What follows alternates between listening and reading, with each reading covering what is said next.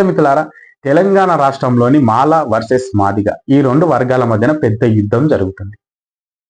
మరి మందకృష్ణ మాదిగ గారు గత 30 సంవత్సరాల నుండి ఎస్సీ ఏబిసిడి వర్గీకరణ కావాలని ఎంతో వీరోచిత పోరాటం చేసి తన సభలకు ప్రైమ్ మినిస్టర్నే తోలుకొచ్చి తన జాతి ఉపకులాలందరి గోసలు గుణంగా ప్రైమ్ మినిస్టర్కి చెప్పి మెప్పించి మరి సుప్రీంకోర్టు వరకు తీసుకుపోయారు. సుప్రీంకోర్టు వరకు తీసుకుపోయి సుప్రీంకోర్టు గుణంగా అంగీకరించి మరి ఎస్సీ ఏబిసిడి వర్గీకరణకు గ్రీన్ సిగ్నల్ ఇచ్చింది. ఈ విషయం ప్రతి ఒక్కరికి తెలిసిన విషయమే. కానీ అక్కడ ఎస్సీ ఏబిసిడి వర్గీకరణ జరిగితే మాలలకు నిజంగానే అన్యాయం జరుగుతుందా? దాని గురించి మాట్లాడుకోవడానికే మనం ఈ వీడియో చేస్తున్నాం మిత్రులారా.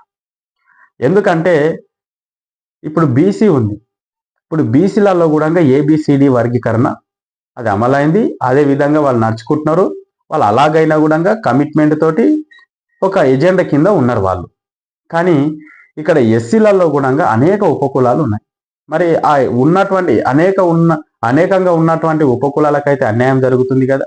ఈ విషయం మీకు తెలియదా? మీకు సోయి లేదా? మేము ఎందుకు అంటున్నామంటే మాలల దాంట్లో సంపన్న నాయకులు ఎవరైనా ఉంటే వాళ్ళు గ్రామాలలోకి వచ్చి చూడాలి.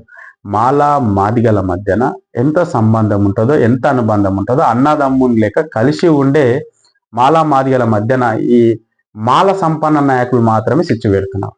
ఇదైతే 100కు 100% ఉంటుందా? వీళ్ళు మాల సింహ గర్జనలు పెట్టుకొని నిజంగా ఎస్సీ ఏబిసిడి వర్గీకరణ జరిగితే వీళ్ళకి అన్యాయం జరుగుతుందా? 0.00 గుణంగా మాలలకు అన్యాయం జరగదు. ఎందుకు అంటే ఏబిసిడి వర్గీకరణతో పాటు ఈ మాదిగ అయినా సరే, మాల అయినా సరే, మాదిగ ఉపకులాలు అయినా సరే, మాల ఉపకులాలు అయినా సరే, వీళ్ళందరూ కూడా ఎవరికి కేటాయించిన పోస్టులు, ఎవరికి ఉండవలసిన రిజర్వేషన్ వాళ్ళకు మాత్రమే ఉంటుంది. దానికోసం మాత్రమే ఈ ఏబిసిడి వర్గీకరణ. ఏదో వీళ్ళ ఆస్తులు గుంజుకున్నట్లు, ఏదో వీళ్ళ ఆస్తులు పోతున్నట్టు వీళ్ళు ఫీల్ అవుతున్నారు. నిజంగా ఇప్పుడు ఎస్సీ అంటేనే మాలా మాదిగ ఎక్కువ ఉన్నటువంటి జనాభా, మాలా మాదిగలు ఎక్కువ ఉన్నటువంటి జనాభా. దళితులు అంటేనే మాలా మాదిగ కిందికి ఎక్కువ వస్తారు. ఎస్సీ ఎస్టీ బీసీ మైనార్టీ వీళ్ళందరినీ పక్కనే పెడితే మనం ఎస్సీలలో ఓన్లీ మాలా మాదిగ గురించి మనం మాట్లాడితే దళితులు అంటేనే అంబేద్కర్ వాదాన్ని, అంబేద్కర్ భావజాలాన్ని ఎక్కువ మోసేది మాలా మాదిగలు అనుకో. మరి నిజంగానే మాలలకు అంబేద్కర్ వాదంను మోస్తుంటే వాళ్ళు ఎందుకు ఈ ఎస్సీ ఏబిసిడి వర్గీకరణకు అడ్డుకుంటున్నారు? ఇప్పుడు మందకృష్ణ మాదిగ కూడా 30 సంవత్సరాల నుండి ఇప్పుడు ఎస్సీ ఏబిసిడి వర్గీకరణ కావాలని పోరాడుతున్నారు. మరి అప్పుడు పోరాడుతున్న సమయంలో ఈ మాల సామాజిక వర్గం వద్దు, ఎస్సీ ఏబిసిడి వర్గీకరణ కావద్దు అని మరి వీళ్ళు ఒక్క పోరాటం, ఒక కమిటీ వేసుకొని మరి ఒక ఎజెండా కింద వాళ్ళు ఎందుకు పనిచేయలేదని కూడా అడుగుతున్నాను. ఎందుకంటే వీళ్ళు సంపన్న నాయకులైనటువంటి మాలలు సభలు పెట్టి గ్రామాలలో ఉన్నటువంటి అన్నదమ్ముల్లాగా కలిసి ఉన్నటువంటి మాలా మాదిగల మధ్యన సిచ్చు పెట్టి వీళ్ళ మధ్యన ఇప్పుడు ఒక బాండింగ్, అంటే ఇప్పుడు డివైడ్ పాలిటిక్స్ చేయడానికి మాత్రమే వాళ్ళు కుట్ర పన్నుతున్నారు. నిజంగా ఏం అన్యాయం చేసిండ్రు? ఇప్పుడు చాలా చోట్ల రిజర్వేషన్స్ వస్తాయి. ఇప్పుడు ఎస్సీ కాన్స్టిట్యున్సీలలో మాదిగకు మాలకు మాత్రమే ఛాన్స్ ఉంటుందండి, ఎమ్మెల్యేకైనా సరే, ఎంపీకైనా సరే. మరి అక్కడ మాలలు నిలబడ్డప్పుడు మాదిగ ఓటేయడా? మాదిగలు నిలబడ్డప్పుడు మాల కూడా ఓటేస్తారు. మరి ఆ విధంగా నడుస్తున్నప్పుడు రిలేషన్ మధ్యన ఈ మాల సంపన్న నాయకుడు ఎందుకు సిచ్చు పెట్టడానికి ట్రై చేస్తున్నారు? ఇప్పుడు మందకృష్ణ మాదిగ గారు చేసిన పోరాటాన్ని మరి సుప్రీంకోర్టు ఇచ్చినటువంటి తీర్పును అడ్డుకోవడానికి వీళ్ళెవరు? మరి ఇప్పుడు ఈ సుప్రీంకోర్టు కానీ, హైకోర్టు కానీ ఇవన్నీ కూడా భారత రాజ్యాంగం ద్వారానే నడుస్తాయి. మరి ఆ భారత రాజ్యాంగాన్ని డాక్టర్ బాబాసాహెబ్ అంబేద్కర్ రాసిండు కదా. మరి డాక్టర్ బాబాసాహెబ్ అంబేద్కర్ రాసిన రాజ్యాంగాన్ని వీళ్ళు విమర్శిస్తారా? ఇదైతే 100% తప్పు మిత్రులారా. ఎస్సీ ఏబిసిడి వర్గీకరణ జరగాల్సిందే.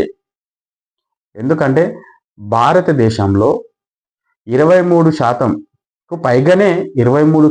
పైగానే ఇంకా ఎస్సీ జనాభా ఉన్నది. మరి అందులోని వీళ్ళకి ఎంత రిజర్వేషన్? 15% రిజర్వేషన్ ఉంది.